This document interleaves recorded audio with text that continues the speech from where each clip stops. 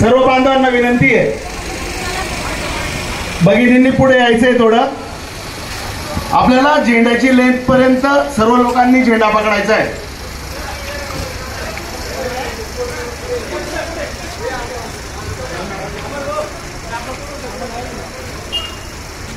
खाली हात न चालता आपण झेंडा जर पकडला तर ते 2 ची रो पण होईल आपली आणि झेंडा. परंतु सबके लिए सुख और शांति मांगने वाले हिंदुस्तानी क्या खुद शांति से रह सकते? सर्वांनी हळूहळू पुढे यायचंय. कैसे? आपले रील उनकी धरती का दूसरा नाम सोने की चिड़िया है, जिसकी मिट्टी में सोना और जंगलों में चंदन है. शायद इसीलिए प्रकृति ने इसकी सुरक्षा के लिए उत्तर में हिमालय, दक्षिण में हिंद महासागर, पूर्व में बंगाल की खाड़ी और पश्चिम में थार रेगिस्तान बना दिया था.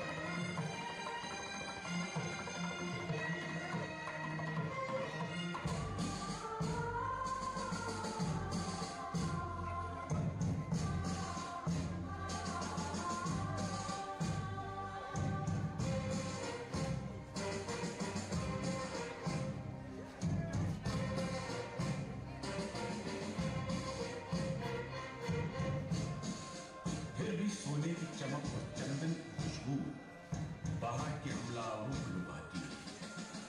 सिकंदर के घोड़ों की टापों में हमारी धरती के सीने की धड़कन तेज है. तो मंगोल, अरब,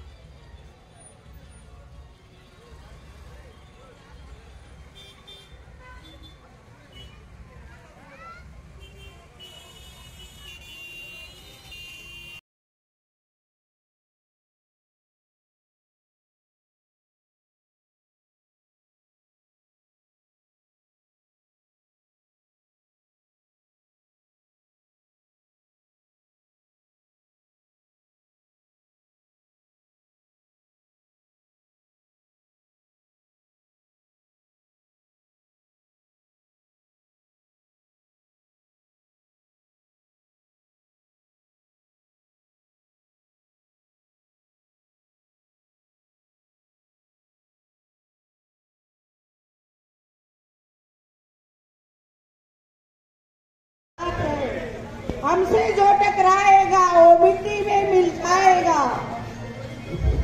जवाब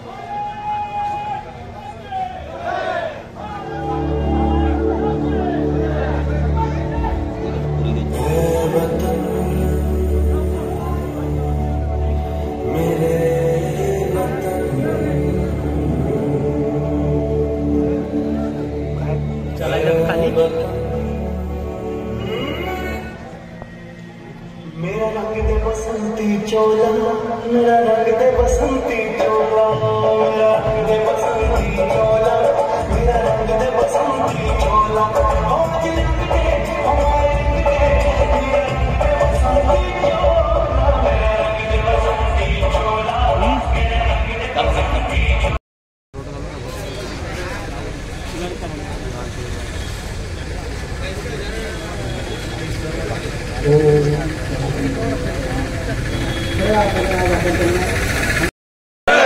भारत माता की वंदे मातरम, वंदे मातरम। देश सेना के साथ है, देश मोदी के साथ है, देश सेना के साथ है, देश मोदी के साथ है। हमसे जो टकराएगा मिट्टी में मिल जाएगा, हमसे जो टकराएगा मिट्टी में मिल जाएगा। अरे तुम बेटा पाकिस्तान, मेरा बाप हिंदुस्तान, अरे तुम बेटा पाकिस्तान, मेरा बाप हिंदुस्तान। बोलो भारत माता की जय, बोलो भारत माता की जय।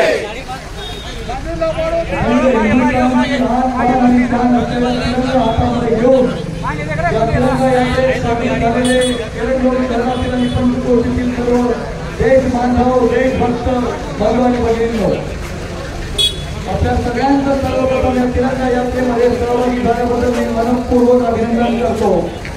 आपल्या सगळ्यांना माहिती आहे 22 एप्रिल रोजी पहलगाम या ठिकाणी आतंकवाद्यांनी हल्ला केला आणि निष्पाप आणि निशस्त्र असलेल्या 24 भारतीयांची हत्या केली। विशेष म्हणजे त्या सगळ्यांना त्यांचा धर्म विचारण्यात आला आणि हिंदू असल्याची खात्री झाल्यानंतर त्यांना गोळ्या घालण्यात आल्या। निष्पाप देश बांधवांचे प्राण गेल्यानंतर संपूर्ण देशामध्ये संतापाची लहर होती आणि त्याचबरोबर या देशाचे प्रधानमंत्री नरेंद्र मोदी यांच्या मनामध्ये देखील प्रचंड राग आणि संताप होता। गेली 30 वर्ष पाकिस्तान आपल्यासोबत प्रॉक्सीवर करतोय। समोरच्या लढाईमध्ये 1947 असेल, 65 असेल, 1971 असेल, आपण पाकिस्तानला 40 मुद्दे ठीक केलाय।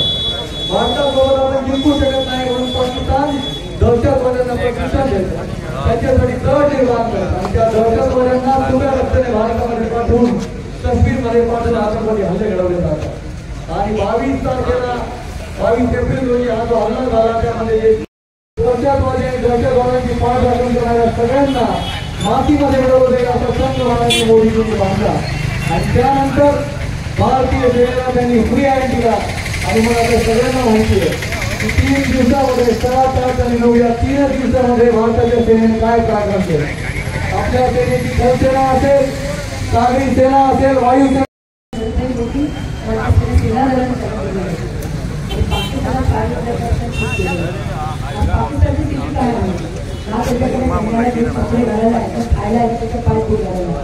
अशी परिस्थिती असताना आपल्या आजपर्यंत जेवढे हल्ले झाले असतील ते आतंकवादी हल्ले घुसखोरी करते वार करायचा समोरून करा, पाठमागून वाढ करणे पाकिस्तानची खासियत आहे आणि तिला कसं चिरडायचं हे आपल्या पंतप्रधान चांगलंच माहिती आहे।